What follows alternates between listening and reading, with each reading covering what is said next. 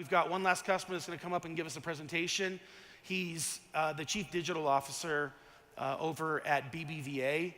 BBVA is, I think, the second largest bank in Spain, the fifth largest bank in Europe, one of the largest banks in the world.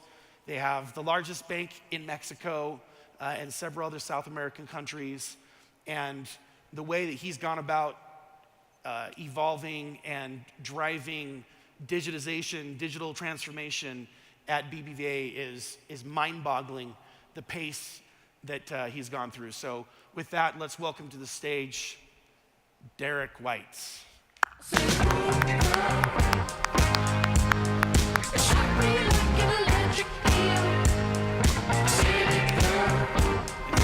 Thanks, man. So I know you got a presentation. I'm going to ask you a couple questions on the front end and then get off, and then after you're done, we'll just go right to break. But you got to tell the story about Which one? digitizing the banks and asking each person to come to you. Are you going through that? Yeah, that's a core part of the presentation. Okay. It's absolutely fundamental to the story. And then the other one you got to cover is cash. Cash. The folks that use cash in some of the South American countries. Absolutely. Make sure you tell that story. So I'll leave it to you. Okay. But you guys, this is one of the best digital transformations, especially such a condensed time frame at a massive scale that's led to billions of dollars in value. So with that, kick some butt. Thanks, Derek. Well, no pressure there, huh? It's a pleasure to be with you all today, back here in Utah, a place that, while I live in Madrid, Spain, a place where I grew up. This is the place that I call home. A place here in Utah where the innovation ecosystem is flourishing. It's incredibly exciting to see how the worldwide stage has recognized the talent and the opportunity that exists here in Utah. It's also great just to be back with Josh and the Domo team to see how they are transforming and providing the tools and platforms to transform industries and businesses all over the world. As Josh mentioned, I have the privilege of working in the transformation of an industry that's been under disruption and under threat from the big techs for a long period of time. I work for a bank that's called BBVA. We're headquartered in Madrid, Spain. We operate in 30 countries, have 8,000 physical branches all over the world. We have 125,000 employees. We're a company that's moving from being a traditional 186-year-old bank to be transforming into what we call the project of transformation to become a digital bank, and then from a digital bank into a digital company. And you'll see this repeated throughout the presentation as to how we're actually measuring that transformation. More than that, some of the metrics of how we're actually measuring the transformation on the right-hand side, where we have 74 million customers today, 27 million of those customers are digital, and 23 million of them are interacting with us on mobile.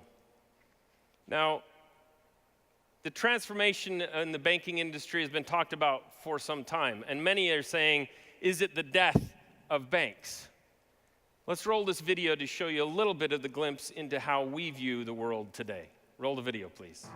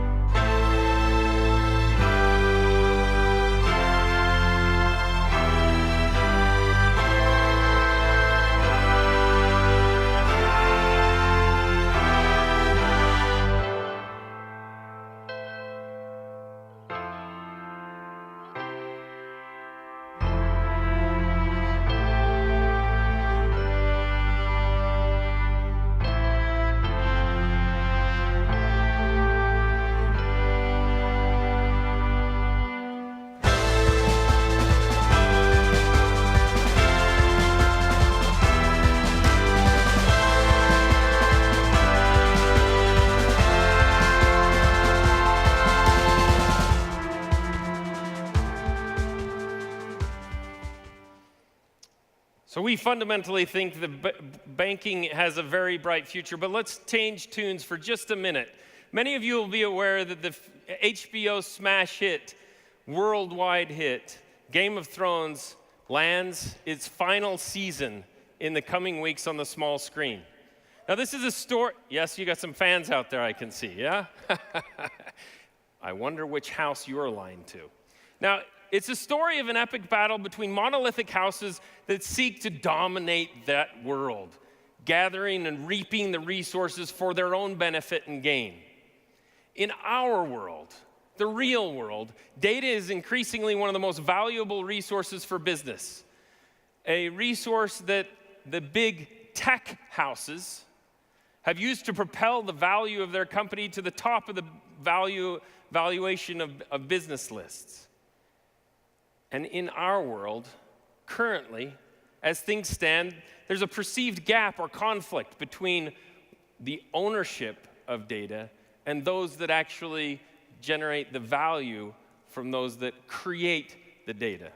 And that's what I really want to talk about today as to how we ensure that the customer wins in what we call the game of data.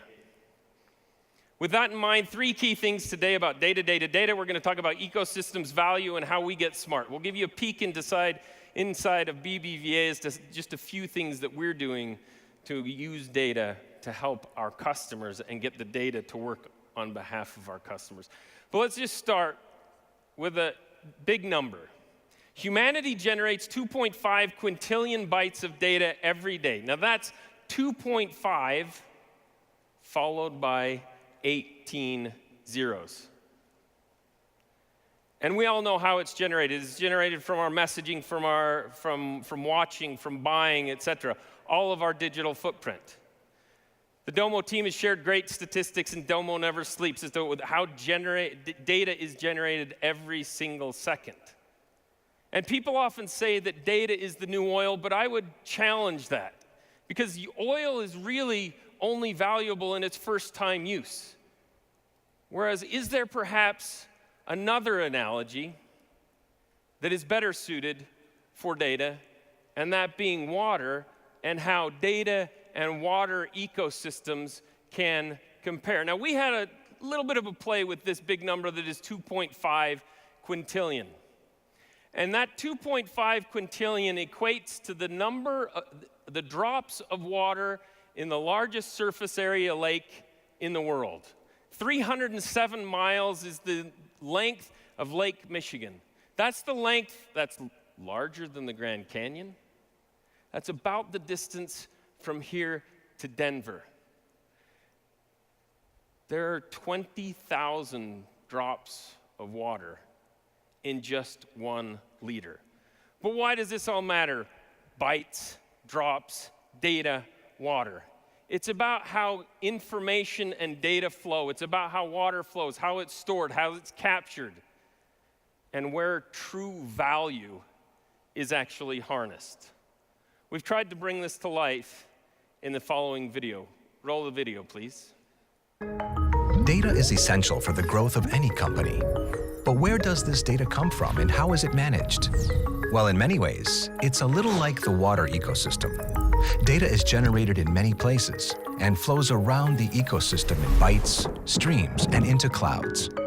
Every byte of data is like a drop of water, falling through clouds to streams, traveling into processed data lakes, and ultimately get into giant seas of raw big data.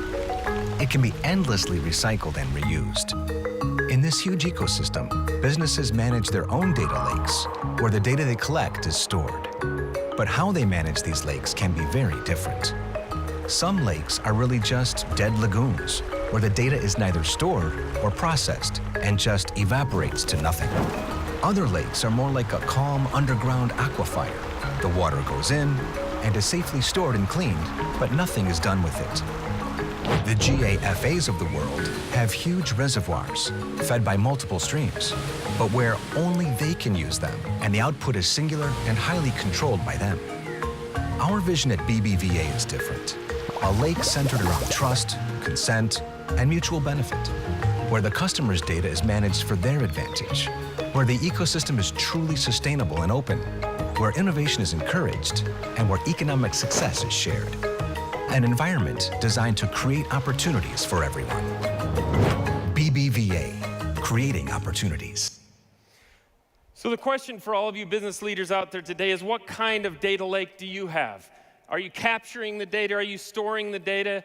Are you storing it in a dead lake that never gets used, or in a pristine aquifer? Or have you created a dam and you release the flow of the data only when it adds value to you? Or do you have a true customer view, an open ecosystem that with the right consent framework that adds value to the customer, as well as fostering innovation in the ecosystem? Now, in banking, we have the privilege of working with companies all over the world and across every sector, from small to some of the largest companies in the world. And as we've engaged, and I have the privilege of working with and advising these companies on their growth, there's 3 mega trends that we're seeing. The first of those is O2O. In China, if any of you have traveled in Asia and in China, you cannot travel around without hearing the term of the big ecosystems shifting from online to offline, which is the total opposite of the traditional analog businesses moving from offline to online. The second is closed to open, the shift from closed systems and closed architecture to open systems and open architecture. An example of this is in Europe, PSD2 and GDPR is allowing the customer portability of data. And who would have thought that regulation could be a catalyst for innovation?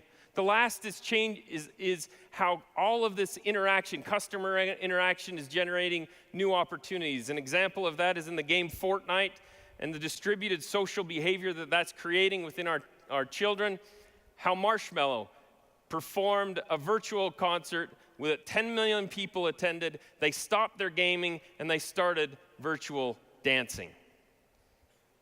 Now, we all know that there's a blurring of industry lines, but that blurring of industry lines is fundamentally changing the way we as humans interact with technology.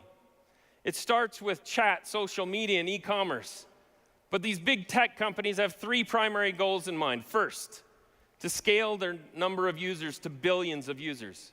Second, to increase the level of interactions and the time that customers spend on their platforms. And then third, eventually finding a way to monetize these billions of interactions that are generating more data, generating more time, and find a way to monetize. And that's where the banking industry starts to connect with this ecosystem. Because as the interactions are happening, there has to be a way to move money in, out, and around. And the interaction primarily starts with payments, and then to increase the flow of money to the system comes lending, and then comes treasury management and wealth management. And that's where banking is largely downstream from where the customer interactions have been. So who is best positioned in this battle between big tech and banking to best help people? Banks and big tech are coming at it from very, very different angles. Banks come from very high value, low frequency, low volume interactions. Big tech coming from the entirely different side. Perhaps the best way to bring it to life are the numbers at the top: 10, 300, and 3,000. Around the world, customers, people visit a physical bank branch 10 times per year.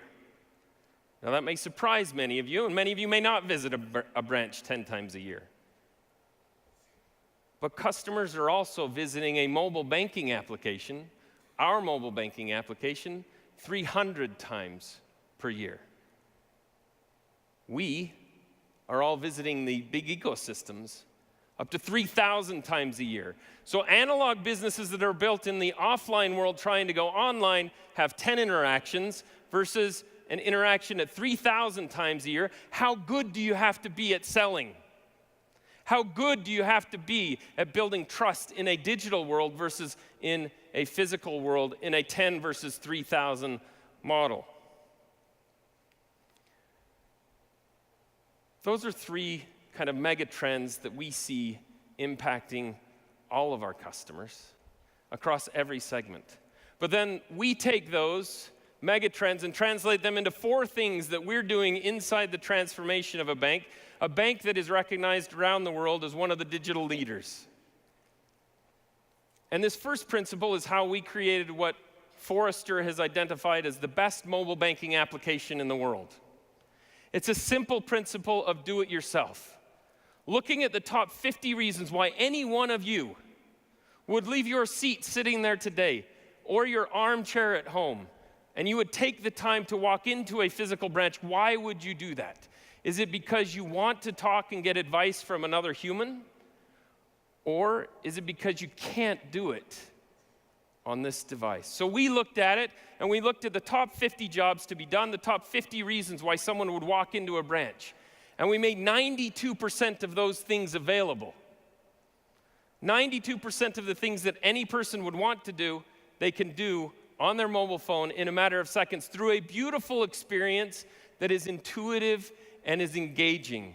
The first principle of creating a great digital business, moving from an analog business to a digital business, is the principle of DIY and making everything available. This applies to startups that are disrupting the retail world. It applies to every industry.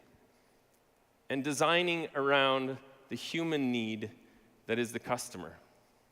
In the same way and principle that we have designed the best mobile banking application for our customers, we're designing the same experience for our colleagues, the employees within the bank, where we're putting real-time data in the hands of our customers that is actionable, that is DIY-able data to help our customers, or to help our colleagues help customers, to help them run the business, and for them to truly understand how to create the future of the bank. And this is where our partnership with Domo comes into play, where in my Domo version on my phone, I have 300 tiles that I use to track the transformation of the bank in the way that I've just described. This is one example. Just to give you an insight into the key metrics that we use, there's 3 key metrics, 3 key buckets that we look at. The first is financial KPIs. I won't bore you with that. The second is a set of strategic KPIs, 6 strategic KPIs that every employee in the company is equally measured on our financial results as well as the strategic transformation. Out of those 6 KPIs, the one we look at the most is digital sales. That is, taking this DIY principle, how do we make it possible for every customer to be able to buy product in the digital device? And that's where we've gone from 9% at the end of 2015 to more than 40% and approaching 50% in actual units that are sold.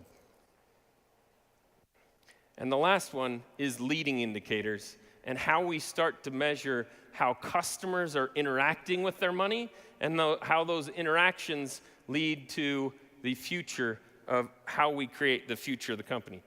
The third thing we look at is after we've made everything 100% DIY-able for both retail customers as well as our enterprise clients that include treasurers and others that are managing money on behalf of companies, we look at once it is digitally available in a beautiful experience, how do we measure the actual usage of data?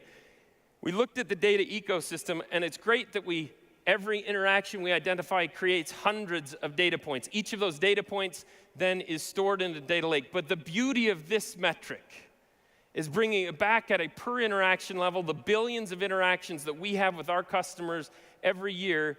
We measure how smart, and we have a definition of what is smart, how the data is actually used at every single interaction. Ray Kurzweil said that life begins with billions. Josh just talked about how you'll see examples of AI. AI is truly applicable when you start to reach billions, and we have billions of interactions with our customers, and we're seeking to make them smart. This is one example that we have within BBVA where customers in Spain, if you're wanting to look at buying a home, you simply pull out your mobile phone. Through augmented reality, you'll be able to look behind the bricks of a building, identify not just whether you can qualify for a mortgage, but you can actually see into an experience that integrates internal and external APIs, helping customers to understand their affordability, what the utilities of that property might be, the renovation costs, a whole bunch of experiences all integrated into one, into what we refer to as a smart experience. Now, the fourth thing is once it's made DIY, then it's made smart, we start to look at the levels of autonomy. The automotive industry has identified 5 levels of autonomy.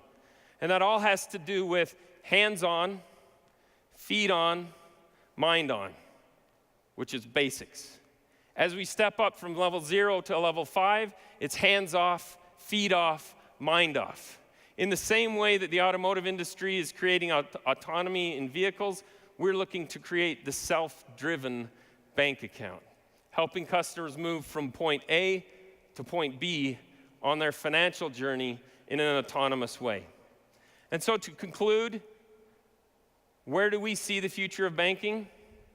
Banking will go from 20,000 banks today to dozens. And to survive, it's about moving from a traditional bank to a digital bank to a digital company operating increasingly in a decentralized economy. How is that done? It's done through DIY. It's done through smart interactions, and it's done through autonomy. And it is our aspiration, it is our goal, that we understand our customers, how our customers interact with their money and their data, and how we, and I would challenge all of us, that it is our duty to ensure that we help our customers win the game of data. Thank you all very much, and enjoy your break.